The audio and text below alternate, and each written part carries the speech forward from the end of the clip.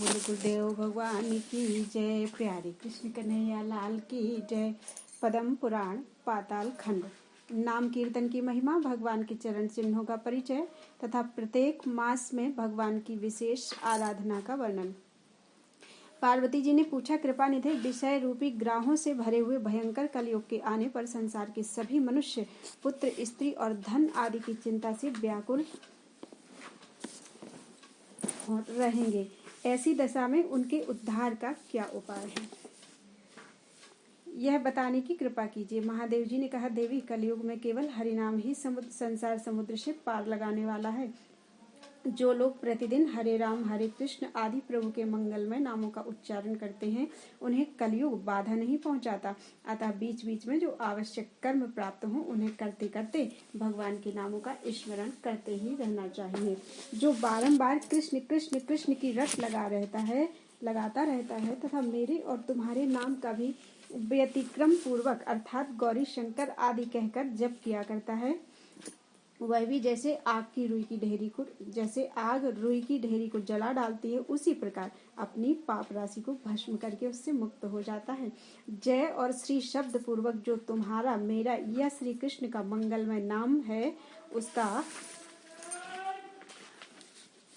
जप करने से मनुष्य पाप मुक्त हो जाता है। दिन रात और संध्या सभी समय नाम स्मरण करना चाहिए। दिन रात हरि का नाम जप करने वाला पुरुष श्री कृष्ण का प्रत्यक्ष दर्शन पाता है। अपवित्र हो या पवित्र, सब समय निरंतर भगवान नाम का स्मरण करने से वह क्षण भर में भवबंधन से छुटकारा पा जाता है। भगवान का नाम नाना प्रकार के अपराधों से युक्त मनुष्य का पाप भी हर लेता है। कलयुग में यज्ञ, व्रत, तप और दान, कोई भी कर्म सब अंगों से पूर्ण नहीं उतरता। केवल गंगा का स्नान और हरि नाम का कीर्तन, यही दो साधन विघ्न बाधाओं से रहित हैं। कल्याणी, हत्या जनित हजारों भयंकर पाप तथा दूसरे दूसरे पातक भी भगवान के गोविंद नाम का उच्चारण करने से नष्ट हो जाते हैं। मनुष्य अपवित्र हो या पवित्र अथवा किसी भी दशा में क्यों न स्थित हो, जो पुंडरीकाक्ष कमल नयन भगवान विष्णु का स्मरण करता है, वह बाहर और भीतर सब ओर से पवित्र हो जाता है। केवल भगवान नामों के स्मरण से तथा भगवान के चरणों का चिंतन करने से शुद्धि होती है। सोने चांदी, भिगोए हुए आटे अथवा पुष्पमाला के द्वारा भगवान के चरणों की आकृति बनाकर उसे चक्र आदि से चिन्हों से अंकित कर ले। उसके बाद पूजन आरंभ करें। पूजन के समय भगवत चरणों का इस प्रकार ध्यान करें, भगवान अपने दाहिने पैर के अंगूठे की जड़ में प्रणत जनों के संसार बंधन का उच्छेद करने के लिए चक्र का चिन्ह धारण करते हैं। मध्यमा अंगुली के मध्य भाग में अच्युत ने अत्यंत सुंदर कमल का चिन्ह धारण कर रखा है। उसका उद्देश्य है ध्यान करने वाले भक्तों के चित्त रूपी भ्रमर को लुभाना। कमल के नीचे वे ध्वज का चिन्ह धारण करते हैं, जो मानो समस्त अनर्थों को परास्त करके फहराने वाली विजय ध्वजा है।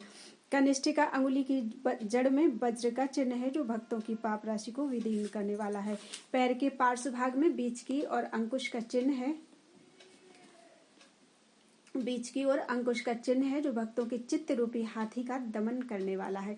श्रीहरि अपने अंगुष्ठ के पर्व में भोग संपत्ति के प्रतीकभूत यव का चिन्ह धारण करते हैं तथा मूल भाग में गदा की रेखा है, जो समस्त देहधारियों के पाप रूपी पर्वत को चूर्ण कर डालने वाली है। इतना ही नहीं, वे अजन्मा भगवान संपूर्ण विद्याओं को प्रकाशित करने के लिए भी पद्म आदि चिन्ह को धारण करते हैं। दाहिने पैर में जो जो चिन्ह हैं,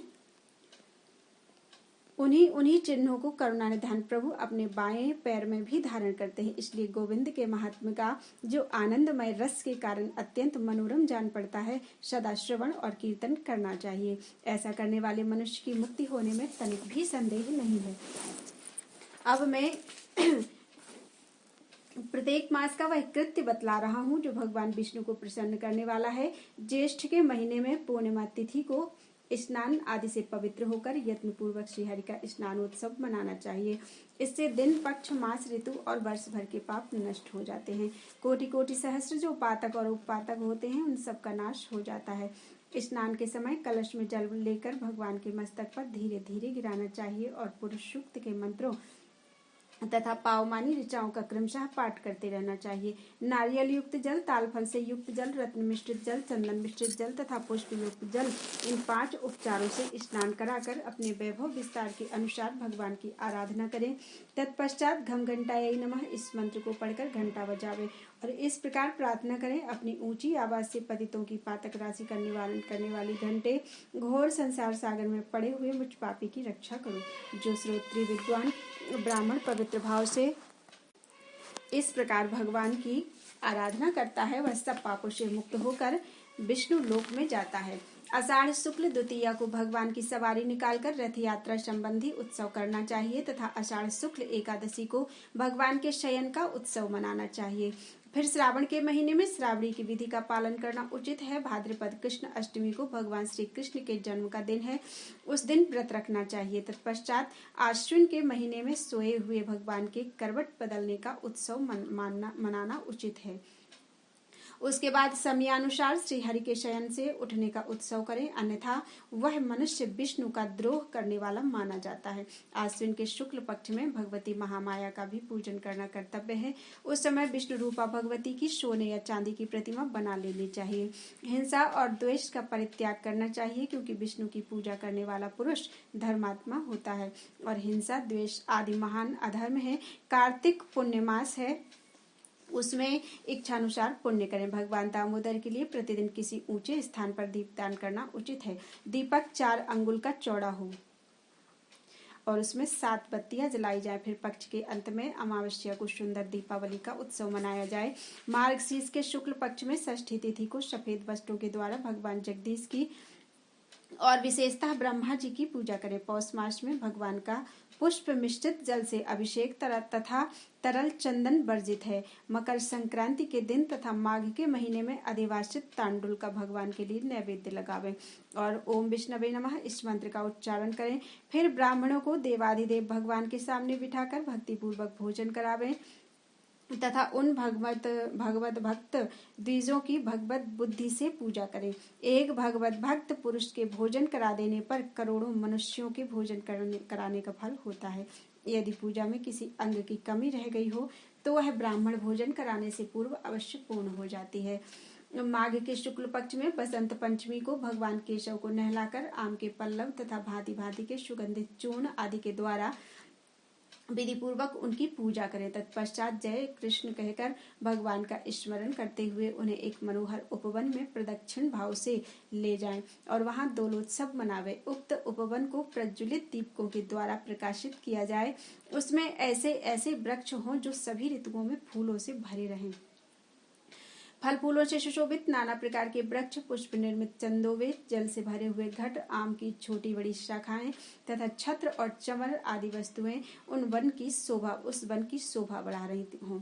कलयुग में विशेष रूप से दोलोत्सव का विधान है। फाल्गुन की चतुर्दशी को 8वें पहर में अथवा पूर्णिमा या प्रतिपदा की संधि में भगवान की भक्ति पूर्वक विधिवत पूजा करें। उस समय श्वेत, लाल, गौर तथा पीले इन 4 प्रकार के चूर्णों का उपयोग करें। उनमें कर्पूर आदि सुगंधित पदार्थ मिले होने चाहिए। हल्दी का रंग मिला देने से उन चूर्ण के रंग तथा रूप और भी मनोहर हो जाते हैं। इनके सिवा अन्य प्रकार के रंग रूप वाले चूर्णों द्वारा भी परमेश्वर को प्रसन्न करें। एकादशी से लेकर पंचमी तक इस उत्सव को पूरा करें अथवा 5 या 3 दिन तक दोलोत्सव करना उचित है। यदि मनुष्य एक बार भी झूले में झूलते हैं यदि मनुष्य एक बार भी झूले में झूलते हुए दक्षिणाभिमुख श्री कृष्ण का दर्शन कर ले तो वे पाप राशि से मुक्त हो जाते हैं। इसमें तनिक भी संदेह नहीं। महाभागे, जो मनुष्य वैशाख मास में जल से भरे हुए सोने चांदी तावे अथवा मिट्टी के पात्र में श्री शालिग्राम को या भगवान की प्रतिमा को पधराकर जल में ही उनका पूजन करता है, उसके पुण्य की गणना नहीं हो सकती। दमन नामक पुष्प का आरोपण करके उसे विष्णु भगवान को अर्पित करना चाहिए। वैशाख, श्रावण अथवा भाद्रपद मास में दमनार्पण करना उचित है। पूर्वी हवा चलने पर ही दमनार्पण आदि कर्म होते हैं। उस समय विधि पूर्वक भगवान का पूजन करना चाहिए, अन्यथा सब कुछ निष्फल हो जाता है। वैशाख की तृतीया को विशेषतः जल में अथवा मंडल मंडप या बहुत बड़े वन में यह कार्य संपन्न करना चाहिए।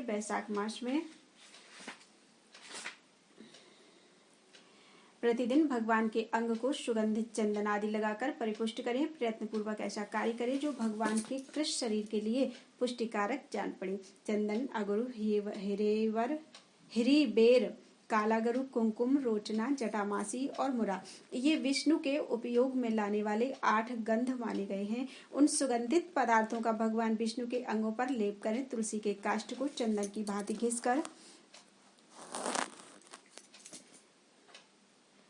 घिसकर उसमें कर्पूर और अगर मिला दें अथवा केसर ही मिलावें तो वह भगवान के लिए हरि चंदन हो जाता है।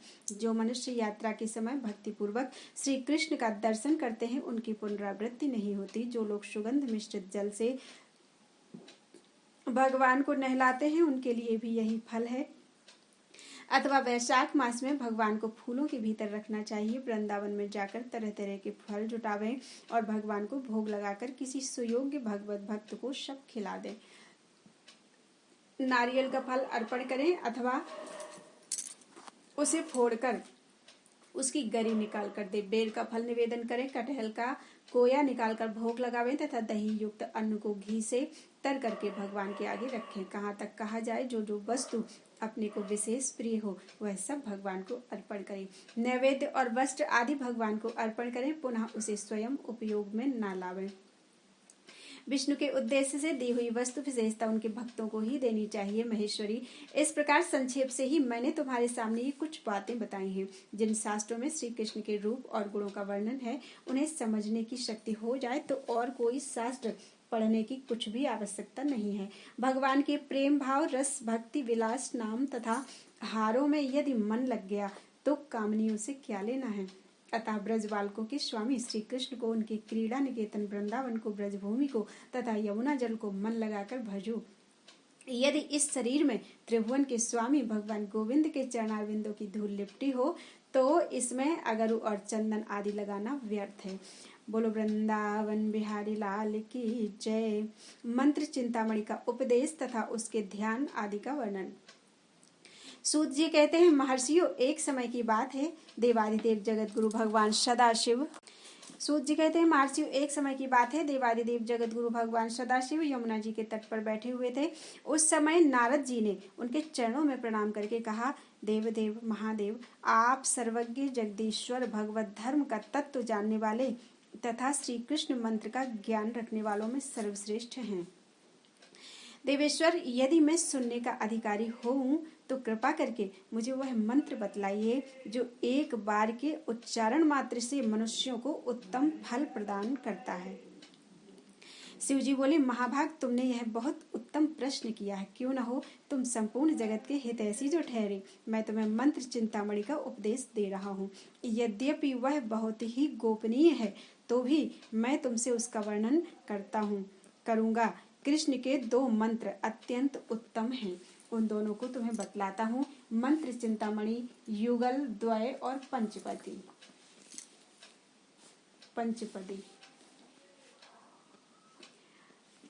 मंत्र चिंतामणि, युगल, द्वय और पंचपदी, ये इन दोनों मंत्रों के पर्यायवाची नाम हैं। इनमें पहले मंत्र का प्रथम पद है गोपीजन, द्वितीय पद है बल्लभ, तृतीय पद है चरणान, चतुर्थ पद है शरणम तथा पंचम पद है प्रपद्ये। मतलब इस प्रकार यह गोपी जन बल्लभ चरणान शरणम प्रपद्ये मंत्र 5 पदों का है। ये मंत्र है गोपी जन बल्लभ चरणान शरणम प्रपद्ये। गोपी जन बल्लभ चरणान शरणम प्रपद्ये मंत्र 5 पदों का है। इसका नाम मंत्र चिंतामणि है। इसका नाम है मंत्र चिंतामणि। गोपी जन बल्लभ चरणान शरणम प्रपद्ये। इस महामंत्र में 16 अक्षर हैं। दूसरे मंत्र का स्वरूप इस प्रकार है, नमो गोपीजन। इतना कहकर पुनः बल्लभाभ्याम का उच्चारण करना चाहिए। तात्पर्य यह है कि नमो गोपीजन बल्लभाभ्याम, ये मंत्र हो गया। नमो गोपीजन बल्लभाभ्याम के रूप में यह 2 पदों का मंत्र है जो 10 अक्षरों का बताया गया है। जो मनुष्य श्रद्धा या अश्रद्धा से एक बार भी इस पंचपदी का जप कर लेता है उसे निश्चय ही श्री कृष्ण के प्यारे भक्तों का सानिध्य प्राप्त होता है, इसमें तनिक भी संदेह नहीं है। इस मंत्र को सिद्ध करने के लिए ना तो पुरस्चरण की अपेक्षा पड़ती है और ना न्यास विधान का क्रम ही अपेक्षित है। देश काल का भी कोई नियम नहीं है। अरि और मित्र आदि के शोधन की भी आवश्यकता नहीं है। मुनीश्वर ब्राह्मण से लेकर चांडाल तक सभी मनुष्य इस मंत्र के अधिकारी हैं। स्त्रियां, शूद्र आदि, जड़, मूक, अंध, पंगु, हूड़, किरात, पुलिंद, पुलकश, आभीर, यवन, कंक एवं खश आदि पाप योनि के दंभी, अहंकारी, पापी, चुगलखोर, गोघाती, ब्रह्म हत्यारे, महापातकी, उपपातकी, ज्ञान वैराग्यहीन, श्रवण आदि साधनों से रहित तथा अन्य जितने भी निकृष्ट श्रेणी के लोग हैं, उन सबका इस मंत्र में अधिकार है। मुनिश्रेष्ठ, यदि सर्वेश्वर भगवान श्री कृष्ण में उनकी भक्ति है तो वे सब के सब अधिकारी हैं, अन्यथा नहीं। इसलिए भगवान में भक्ति ना रखने वाले कृतघ्न, मानी, श्रद्धाहीन और नास्तिक को इस मंत्र का उपदेश नहीं देना चाहिए। जो सुनना नहीं चाहता हो अथवा जिसके हृदय में गुरु के प्रति सेवा का भाव ना हो, उसे भी यह मंत्र नहीं बताना चाहिए। जो श्री कृष्ण का अनन्य भक्त हो, जिसमें दंभ और लोभ का अभाव हो तथा जो काम और क्रोध से सर्वथा मुक्त हो, उसे यत्न पूर्वक इस मंत्र का उपदेश देना चाहिए। इस मंत्र का ऋषि मैं ही हूँ। वल्लभ श्री कृष्ण इसके देवता हैं तथा प्रिया सहित भगवान गोविंद के दास्य भाव की प्राप्ति के लिए इसका विनियोग किया जाता है। यह मंत्र एक बार के ही उच्चारण से कृतकृत्यता प्रदान करने वाला है। द्विश्रेष्ठ, अब मैं इस मंत्र का ध्यान बतलाता हूँ। वृंदावन के भीतर कल्प वृक्ष के मूल भाग में रत्नमय सिंहासन के ऊपर भगवान श्री कृष्ण अपनी प्रिया श्री राधिका जी के साथ विराजमान हैं। श्री राधिका जी उनके वाम भाग में बैठी हुई हैं। भगवान का श्री विग्रह मेघ के समान श्याम है। उसके ऊपर पीतांबर शोभा पा रहा है। उनके दो भुजाएं हैं, गले में बनमाला पड़ी हुई है, मस्तक पर मोरपंख का मुकुट शोभा दे रहा है, मुखमंडल करोड़ों चंद्रमाओं की भांति कांतिमान है। वे अपने चंचल नेत्रों को इधर उधर घुमा रहे हैं। उनके कानों में कनेर पुष्प के आभूषण सुशोभित हैं। ललाट में दोनों ओर चंदन तथा बीच में कुमकुम बिंदु से तिलक लगाया गया है, जो मंडलाकार जान पड़ता है। दोनों कुंडलों की प्रभा से वे प्रातःकालीन सूर्य के समान तेजस्वी दिखाई दे रहे हैं। उनके कपोल दर्पण की भांति स्वच्छ हैं, जो पसीने की छोटी छोटी बूंदों के कारण बड़े शोभायमान प्रतीत होते हैं। उनके नेत्र प्रिया के मुख पर लगे हुए हैं। उन्होंने लीलावश अपनी भौहें ऊंची कर ली हैं। ऊंची नासिका के अग्रभाग में मोती की बुलाक चमक रही है। पके हुए कुंदरू के समान लाल ओठ दांतों का प्रकाश पड़ने से अधिक सुंदर दिखाई देते हैं। केयूर, अंगद, अच्छे अच्छे रत्न तथा मुद्रियों से भुजाओं और हाथों की शोभा बहुत बढ़ गई है। वे बाएं हाथ में मुरली तथा दाहिने में कमल लिए हुए हैं। करधनी की प्रभा से शरीर का मध्य भाग जगमगा रहा है। नूपुरों से चरण सुशोभित हो रहे हैं। भगवान क्रीड़ा रस के आवेश से चंचल प्रतीत होते हैं। उनके नेत्र भी चपल हो रहे हैं। वे अपनी प्रिया को बारंबार हंसाते हुए स्वयं भी उनके साथ हंस रहे हैं। इस प्रकार श्री राधा के साथ श्री कृष्ण का चिंतन करना चाहिए। तदनंतर श्री राधा की सखियों का ध्यान करें। उनकी अवस्था और गुण श्री राधा जी के ही समान हैं। वे चंवर और पंखी आदि लेकर अपनी स्वामिनी की सेवा में लगी हुई हैं। नारद जी, श्री कृष्ण प्रिया राधा अपनी चैतन्य आदि अंतरंग विभूतियों से इस प्रपंच का गोपन संरक्षण करती हैं, इसलिए उन्हें गोपी कहते हैं। वे श्री कृष्ण की आराधना में तन्मय होने के कारण राधिका कहलाती हैं। श्री कृष्णमयी होने से ही वे परा देवता हैं, पूर्णतः लक्ष्मी स्वरूपा हैं। श्री कृष्ण के आह्लाद का मूर्तिमान स्वरूप होने के कारण मनीषी जन उन्हें ह्लादनी शक्ति कहते हैं। श्री राधा साक्षात महालक्ष्मी हैं और भगवान श्री कृष्ण साक्षात नारायण हैं। मुनिश्रेष्ठ, इनमें थोड़ा सा भी भेद नहीं है। श्री राधा दुर्गा हैं तो श्री कृष्ण रुद्र हैं। वे सावित्री हैं तो ये साक्षात ब्रह्मा हैं। अधिक क्या कहा जाए, उन दोनों के बिना किसी भी वस्तु की सत्ता नहीं है। जड़ चेतनमय सारा संसार श्री राधा कृष्ण का ही स्वरूप है। इस प्रकार सबको उन्हीं दोनों की विभूति समझो। मैं नाम ले लेकर गिनाने लगूं तो 100 करोड़ वर्षों में भी उस विभूति का वर्णन नहीं कर सकता। तीनों लोकों में पृथ्वी सबसे श्रेष्ठ मानी गई है। उसमें भी जम्बू द्वीप सब द्वीपों से श्रेष्ठ है। जम्बू द्वीप में भी भारतवर्ष और भारतवर्ष में भी मथुरापुरी श्रेष्ठ है। मथुरापुरी में भी वृंदावन, वृंदावन में भी गोपियों का समुदाय, उस समुदाय में भी श्री राधा की सखियों का वर्ग तथा उसमें भी स्वयं श्री राधिका सर्वश्रेष्ठ है। श्री कृष्ण जी के अत्यधिक निकट होने के कारण श्री राधा का महत्व सबकी अपेक्षा अधिक है। पृथ्वी आदि की उत्तरोत्तर श्रेष्ठता का इसके सिवा दूसरा कोई कारण नहीं है। वही ये श्री राधिका हैं जो गोपी कही गई हैं। इनकी सखियां ही गोपी जन कहलाती हैं।